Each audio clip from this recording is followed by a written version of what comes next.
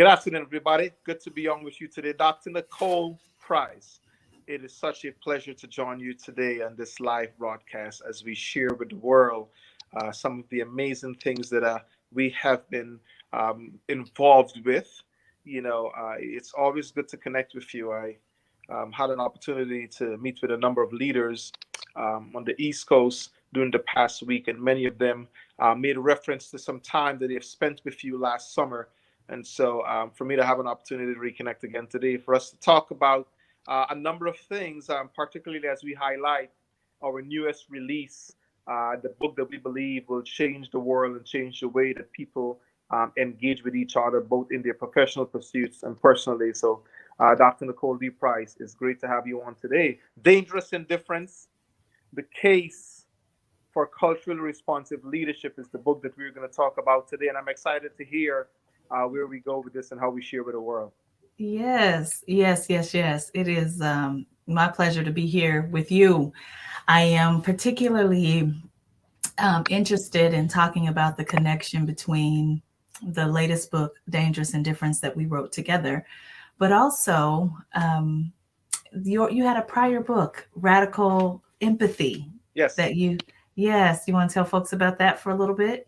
Yeah, absolutely.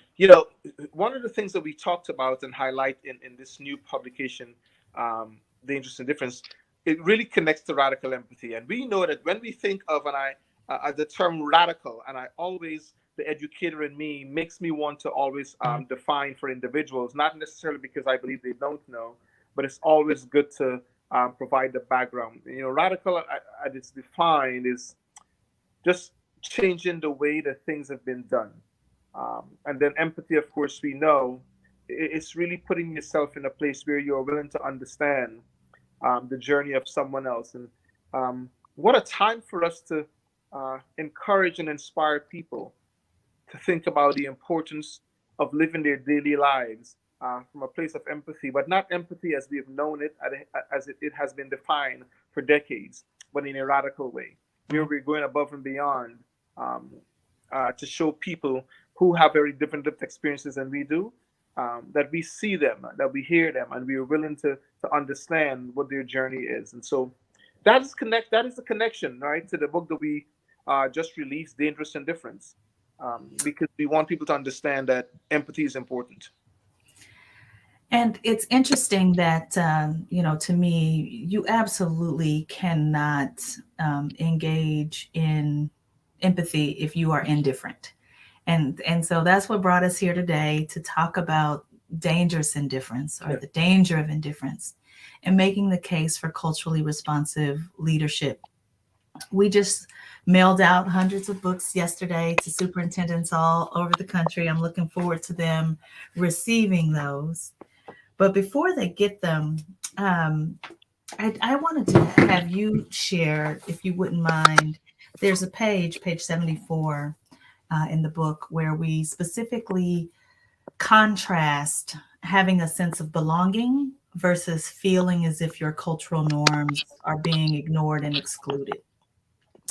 And one of the first lines says that when you have a sense of belonging, trust is high. Yeah. And then when you contrast that actually, when people feel as if their cultural norms are ignored and excluded, then people are fearful of each other and their motives. What does it cost an organization, Yeah. or if you prefer to speak about it in the positive, what value is it to the organization when trust is high? So when trust is high, teams and organizations uh, tend to become, one may say, 10x, if you may, in their performance. They quadruple the outcomes of their goal setting, of their desire. One example that I often think about the importance of having trust built on the team is NASA um, has, again, before they send astronauts off to space, one of the more important exercises that they engage in is they send a team of 10 or 12 astronauts into the wilderness for a number of days. And they give them a challenge so that they can work together. Because remember, this is a team of individuals who are coming from different walks of life. right? They've had very different lived experiences, and the only commonality that they really have is that they have studied for years and years to become astronauts. So intellectually, they are fine, they're smart, but it doesn't guarantee that they know how to work with a group of individuals to get to desired outcome. And when we think of desired outcomes, um, what better measurement to use, right? And this is a stretch, than to think about a mission into outer space. And so, one of the things we talked about in Dangerous Indifference is um, you cannot afford to be indifferent to individuals just because you all have had very different lived experiences.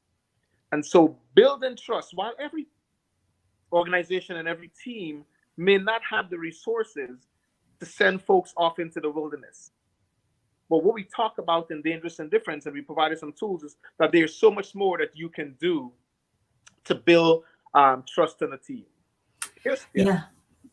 So the purpose of NASA sending folks into the wilderness together is to build trust. It's interesting that you would bring up that we can't be indifferent to it, because I belong to an organization for which I've been a member for 6 years. And just this week, we had a meeting, and our president assumed that we already trusted each other. And while that should be true, she stated something very plainly and honestly. And the response was actually a lack of vulnerability and people covering for behaviors. And what was interesting was when she and I debriefed today, she said, "But Nicole, neither one of us are judgmental people, or and it's." I think most leaders feel like that they have created space for people to engage in a trusting environment, but it's the people who get to decide. And that's the hard thing about belonging.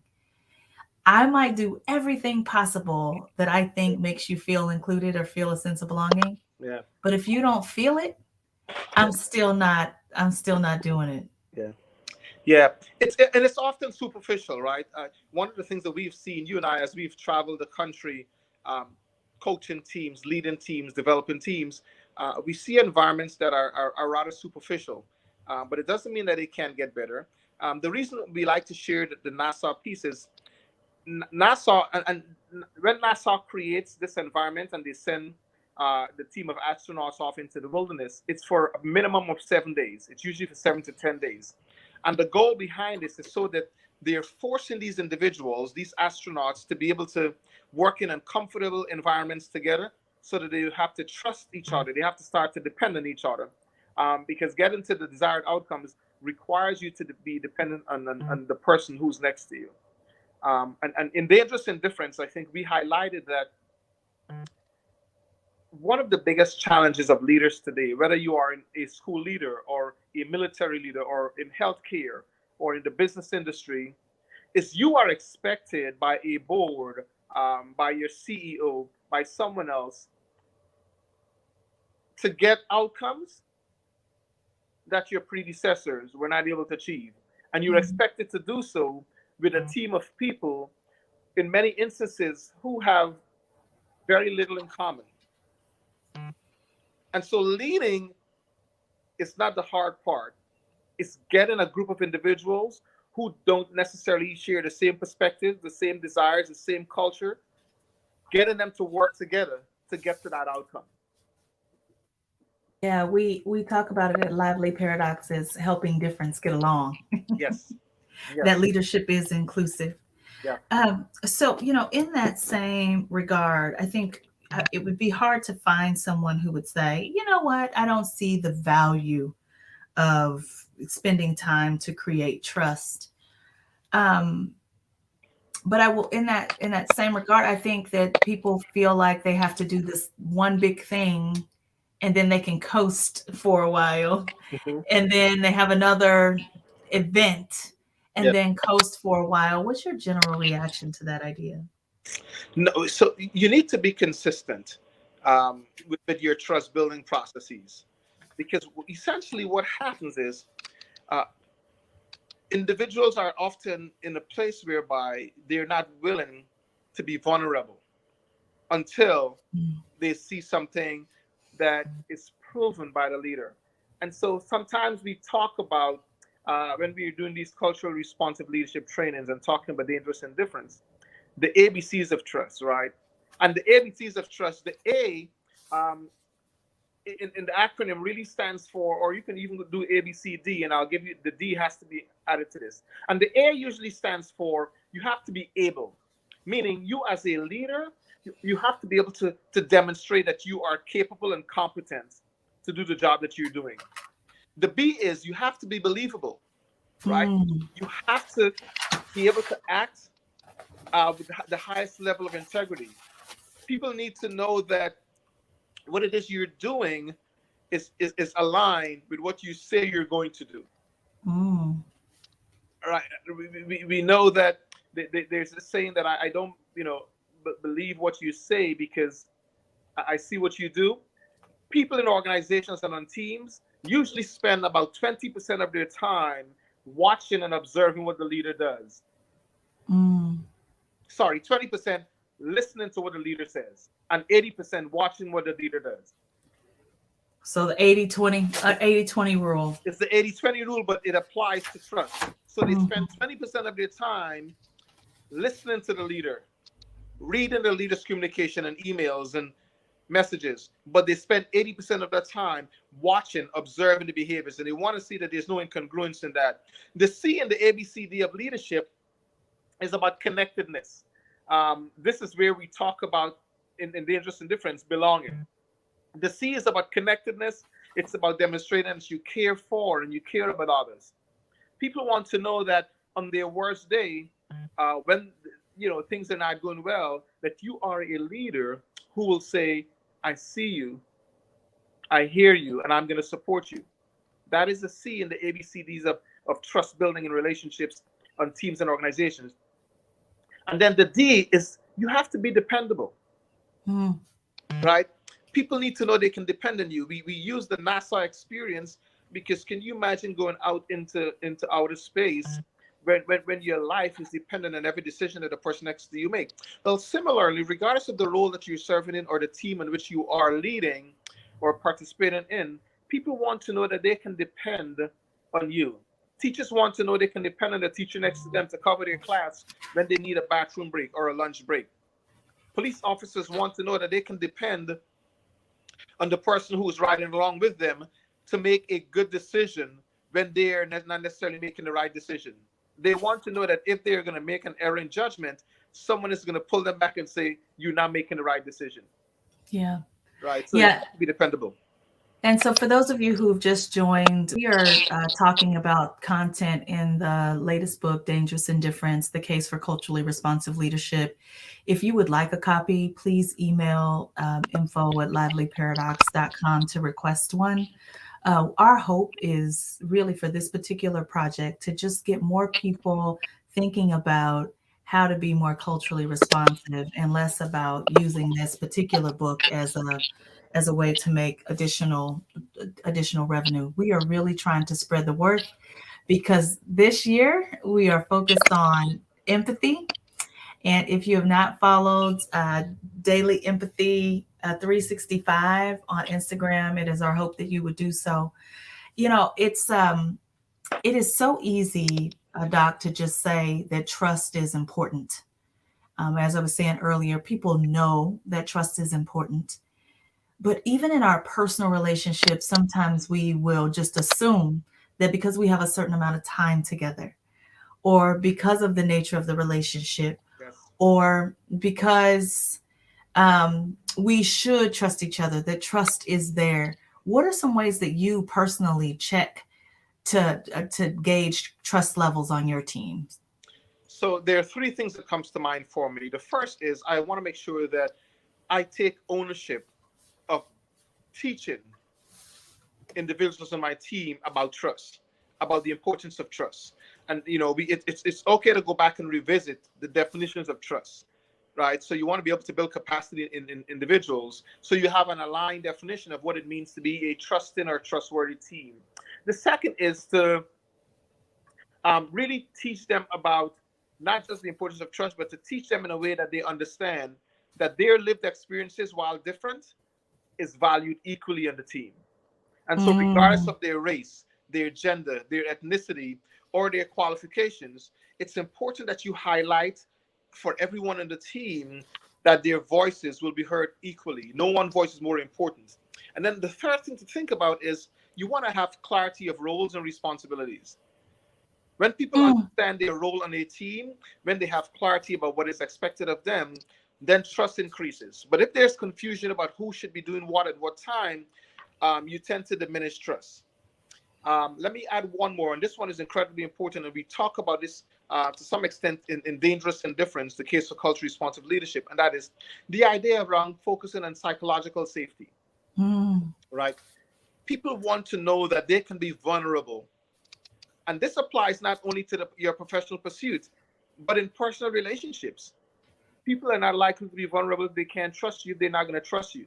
Oftentimes I hear in my own walk in life, where uh, friends of mine, girlfriends would say in conversations that, look, they're not going to trust the guys that want to date them or that they're dating if they don't feel protected.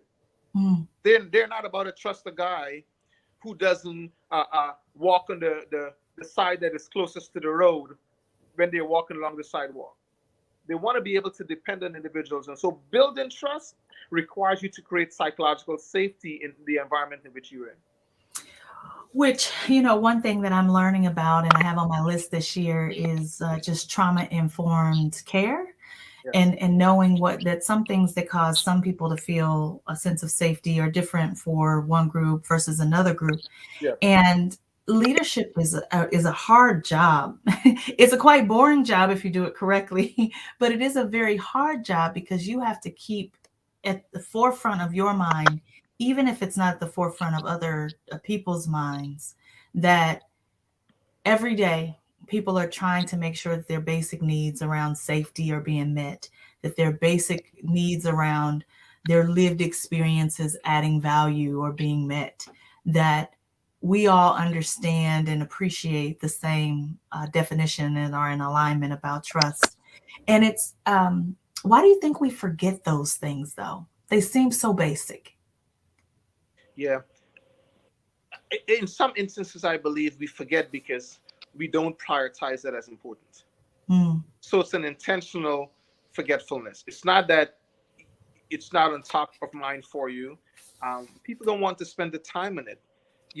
What comes up for me is the idea that people believe that the trust building process is going to take an inordinate amount of time. It's going to take too long and it gets in the way of achieving desired outcomes.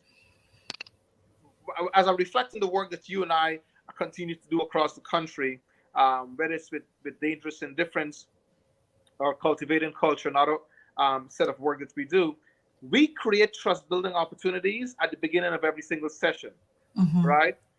Because we have a group of individuals for 8 hours and we're starting at 8 in the morning and we have to build trust, right? Really thinking about the speed of trust, we have to build trust within the first 20 minutes of our time together. If not, we stand the chance of having a minimal investment and engagement.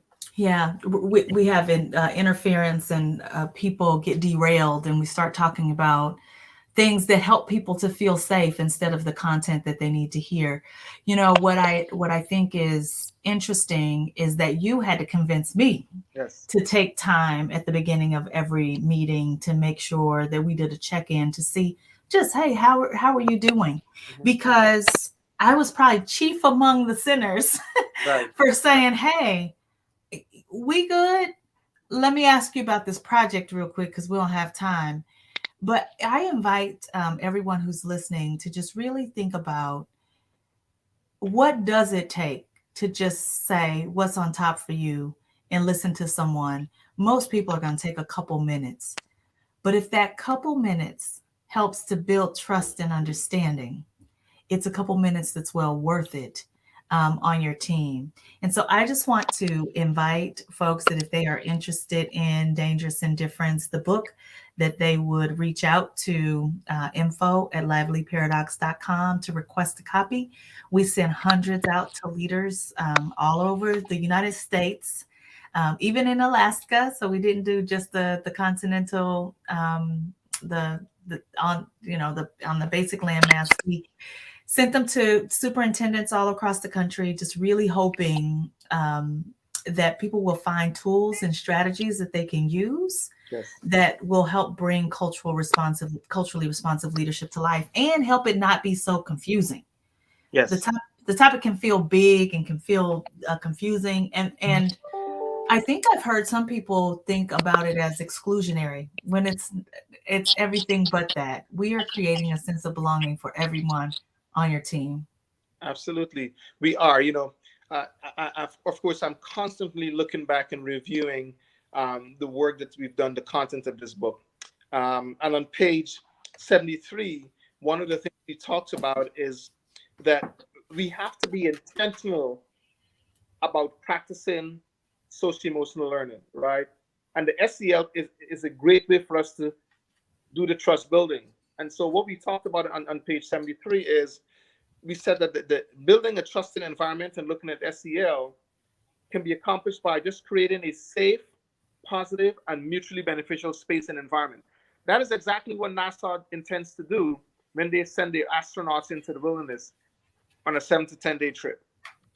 In the field of education, one of the things that we talk a lot about now is in order for you to build trust, especially with students, even with your colleagues, one has to focus on Maslow's hierarchy of needs before you can focus on Bloom's taxonomy.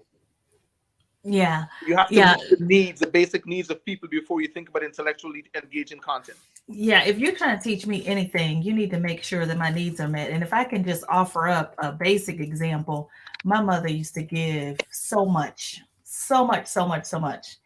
And she would even give to people who some people would say, "Hey, he's a drunk, don't give to him. She's a drug addict, don't give to her." And she would ask why not, and people would inevitably say, "Well, they're just going to go use the money to get drugs, or they're just going to go use the money to get high or to drink." And her position was this: if someone needs to get high, I need to satisfy that need first before anything they want to hear me talk about as it relates to Jesus. Because for my mother, she was trying to bring more people into the Christian faith. And I would venture to say that based on her life, that method was very effective. When she passed away, just a regular old person, there Yeah. were 1,100 people at her service because the basic needs that people had in that moment were met. I have a friend, Stacy Brown, who I think is one of the least judgmental people on the planet.